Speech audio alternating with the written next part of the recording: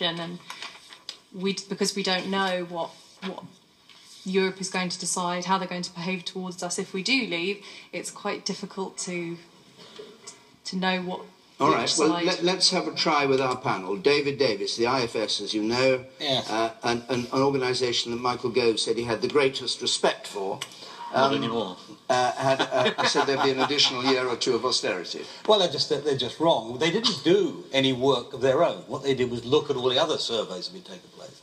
And I'm afraid the establishment, the international establishment in particular, is caught in a sort of groupthink. These are the people, remember, who were all in favour of the euro, the IMF and the Treasury and all that.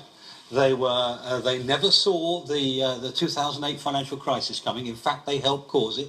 You know, the IMF in particular didn't even handle the Greek crisis very well. These are people who are holding themselves up as authorities. The Treasury tried to stop us going into the euro. Eventually, after... No, I mean, they made the conditions that stopped Brown going in. No, wait a minute. Stop Blair going in. Yet again, I was there, you weren't. The simple truth is... I read the papers. Well, yeah, you read Sorry, some of them. wait a minute. All right, well, if you challenge me, let me just say my understanding of the story. I was there, actually. And you were there. Which was that there was a feeling that Tony Blair wanted to go into the euro, that Gordon Brown didn't. It's true, isn't it? More or less true, yeah. More or less true. And the Treasury came up with the conditions. The opt-out in the first place was created by John Major's government many years before. He wouldn't have had the choice had it not been for them. And the reason the opt-out was created was because of the mistake made by the Treasury on the ERM. Remember the ERM crisis? That's what led to that. That was another mistake these people made. But now, you say the Treasury wanted us to go into the euro, is what you said. No, you said that. No, I didn't say that. You said No, I said these people wanted it. Now, included the Treasury. This Greg. Now, call it a draw. No, we won't call it a draw. I haven't finished yet. Now, the simple truth here is that the assumption being made behind all of these gloomy, sort of frightening stories is that, one, we're going to lose lots of trade with the European Union, and two, we're not going to do any trade outside, or any more trade outside in the global world. Firstly, of course we're going to get lots of scare stories right up to the day of Brexit. But go out in the street, look at the cars, count the cars. How many Audis, how many BMWs, how many Mercedes, how many Volkswagens? Germany needs us. We're its biggest market.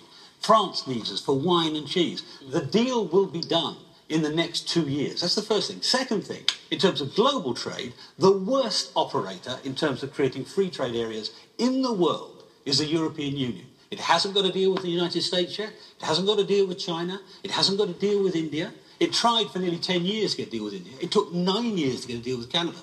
Everybody else can do this in months or 1 or 2 years. Other small countries can do it. Switzerland can do it. South Korea can do it. So the argument that we are going to suffer is a scare story based on a falsehood. So, to come back to your point...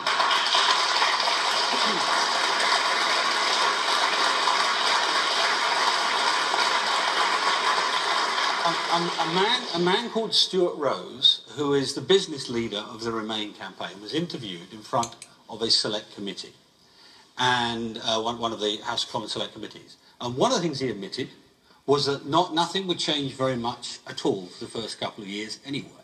Secondly, he admitted that actually wages would go up if we left the European Union.